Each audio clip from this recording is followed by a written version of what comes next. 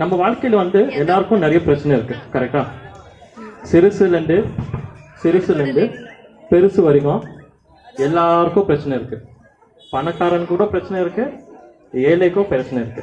ஜாதி மதம் எதுவுமே பார்க்காம எல்லாருக்கும் பிரச்சனை இருக்கு.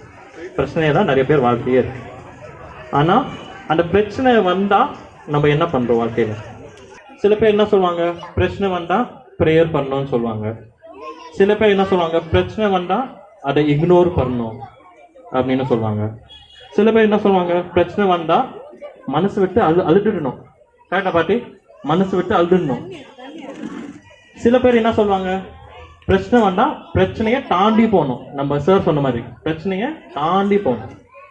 சரி, இப்போ நான் உங்களுக்கு இன்னொரு சின்ன கதை சொல்றேன். நீங்க ரோட்ல நடந்து போயிட்டு இருக்கீங்க. ரோட்ல வந்து ஒரு குழி தோண்டி வச்சிருக்காங்க. சென்னையில இப்போ கண்டிப்பா நீங்க பார்க்கலாம். Metro water, metro train, EB, அந்த ஸ்டாம் வாட்டர் ட்ரெயின் என்னாச்சும் ஏதாச்சும் சொல்லி குழி தோண்டினே இருப்பாங்க. ஸோ ஒரு குழியை பார்த்துட்டீங்க நீங்க. இப்போ பள்ளம் வந்த போது மோஸ்டா நம்ம என்ன பண்ணுவோம், எல்லாரும் டேக் டைவர்ஷன், அதை சுட்டிதான் போவோம்.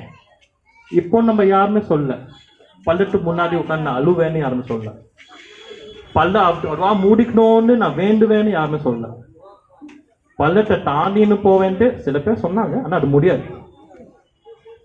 ஸோ பள்ளத்தை நீங்க இக்னோர் கூட பண்ண முடியாது. பள்ளம் இருக்கு, அது தெரியல அப்படின்னு அப்படி நடந்து போறேன்னா பள்ளத்துக்குள்ள விடுவீங்க.